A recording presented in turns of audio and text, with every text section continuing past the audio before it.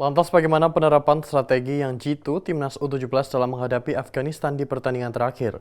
Yang sudah pasti meloloskan Indonesia ke perempat final Piala Asia dan otomatis lolos Piala Dunia Qatar 2025.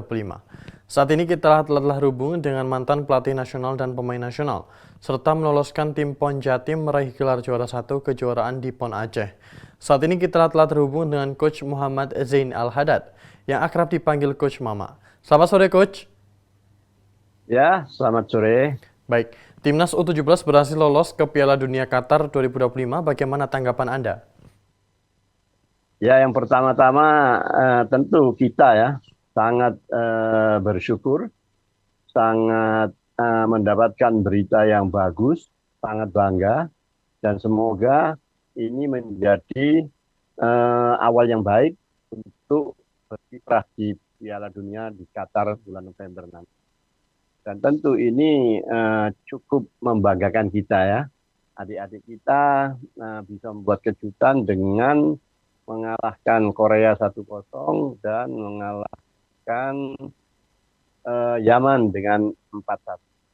Semoga adik-adik kita tetap konsentrasi, jaga badan untuk melangkah ke depan yang lebih berat lagi ya. Karena nanti lawan-lawan kita di Qatar nanti tentu dari benua lain dan tentu lebih berat-berat lagi. Saya rasa seperti itu.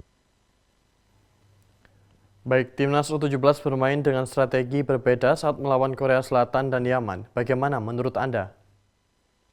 Ya, benar ya. Apa yang diterapkan oleh Coach Nova benar sekali.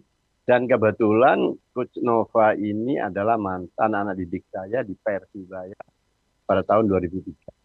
Jadi ketika menghadapi Korea, Coach Nova memakai satu taktik namanya compact. Artinya ketika kalah bola dia memperkuat lini pertahanan, memperkuat pertahanan dengan tidak memberi kesempatan pemain Korea untuk menerima bola dengan bebas, melakukan shooting dengan bebas. Semua dijaga secara tight marking dan ada cover recover sehingga pemain Korea walaupun terus menyerang tapi tidak bisa menghasilkan gol. Dan justru Indonesia yang menciptakan gol sehingga memenangkan pertandingan. Ini tentu satu yang cukup bagus. Dan ditambah lagi dengan ketika menghadapi Yaman, kita tidak memakai lagi sistem compact defense yang seperti itu, tapi lebih berani menyerang. Karena apa? Karena mungkin dianggap kualitas Yaman sama dengan kita atau di bawah kita sedikit.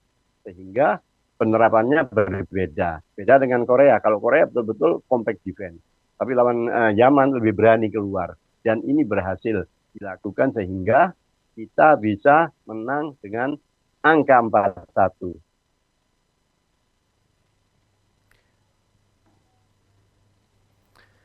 Bagaimana selanjutnya strategi efektif di Piala Dunia mengingat pemain kita lebih pendek dari tim yang lain, Bapak?